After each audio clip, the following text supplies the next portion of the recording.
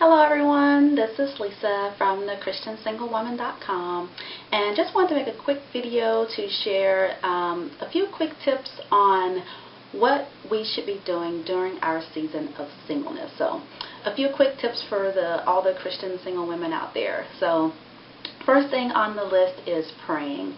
I'm sure most of you are saying, Lisa, I am praying that God will send my husband, praying that I will be removed from this season of singleness, praying that I will be in the right place at the right time. And granted, I understand that.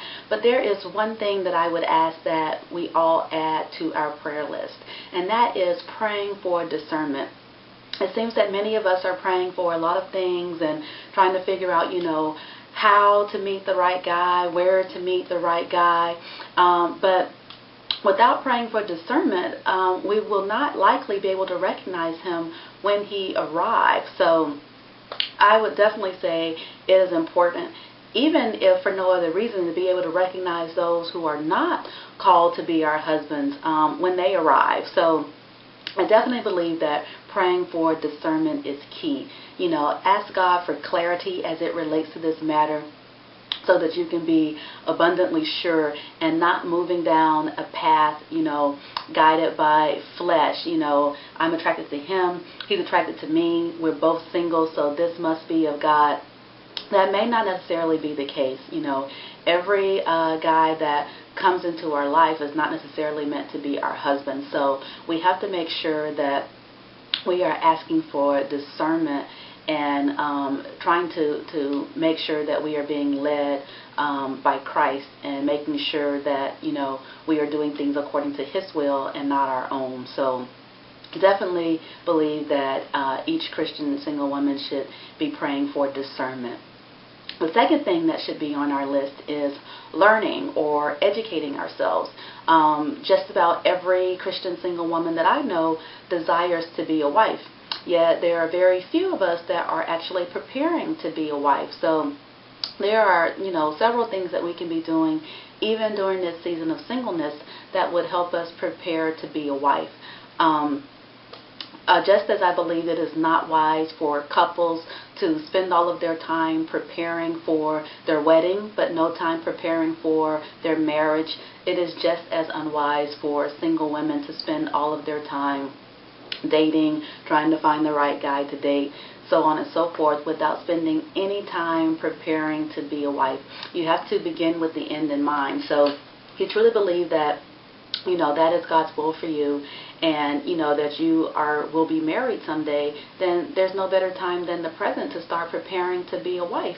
And so we can't just assume that once we say I do, we're just going to magically know what it takes to be a good wife and to have a good marriage. So would definitely recommend that you spend some time reading books. There are a ton of books out there.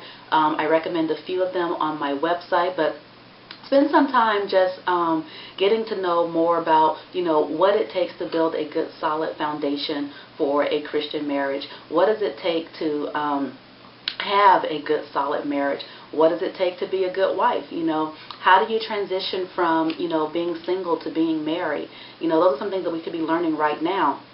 How do you go from having this single mindset that takes no one else into consideration when making decisions to being a part of a married couple that has to make every decision with someone else in mind? So that's not just a simple transition. That is huge, especially if you had very few examples of a good Christian marriage growing up, or if you have been single for so long and are now very independent and have not grown accustomed to having to take anyone else into consideration. So there are a couple of things that you could be doing to try to minimize some of those habits and minimize some of the challenges that you would have when you do get married. So definitely reading books. I would definitely recommend that. It's a good way to learn. Another good way to learn is sitting down talking with married couples, trying to get a good understanding from them as to, what have they done to help sustain their marriage?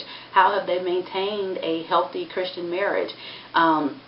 I'm sure many of us have friends who have been married for 1 or 2 years, maybe even 5 years, and that's great. But when I suggest speaking with married couples, I'm referring to couples who have been married for 20, 30, maybe even 40 years, because they have endured enough ups and downs. They have overcome enough challenges to be able to give you some good practical advice on some things that you can do, and quite possibly things to avoid, to help you, set a better foundation for your marriage. So definitely speaking with a Christian woman who has been married a long time to get some candid advice is key, and it's great. But I will also recommend spending some time with the couple together, because that allows you to get both perspectives, and you have a more balanced view of some things that are going to be required. And that really helps set your expectations to allow them to be more realistic than possibly a lot of the unrealistic expectations we may have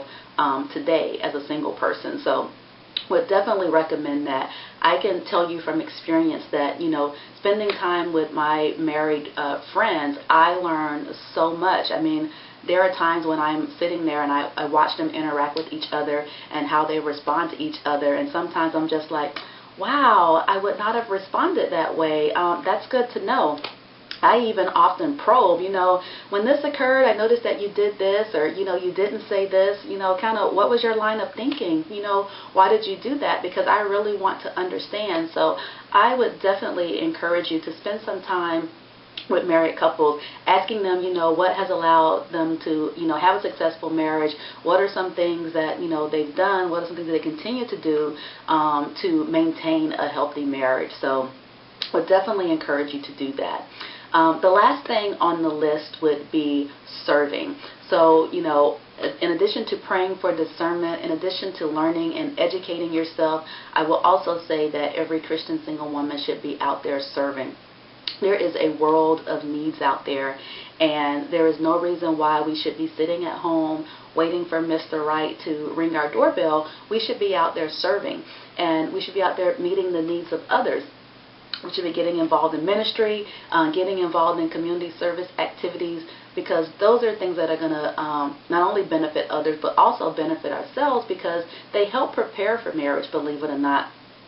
Placing the needs of someone else ahead of yourself is a great way to prepare for marriage, and serving allows you the opportunity to do just that. So would definitely recommend that each of you begin serving in some capacity. Don't want to have you leaving believing that, if you do these things and, begin preparing for marriage, that you're going to have a perfect marriage with no issues, because that's totally unrealistic. There is no perfect marriage. And in fact, you are bringing two imperfect people together, so there are bound to be some challenges. But again, doing some things to help prepare, to know what to expect, to level set your expectations, allow you to go in with your eyes wide open and maybe be able to counter some things and be better prepared to handle some of the challenges that you may encounter in the future. So there you have it. That's my list of things that every Christian single woman should be doing.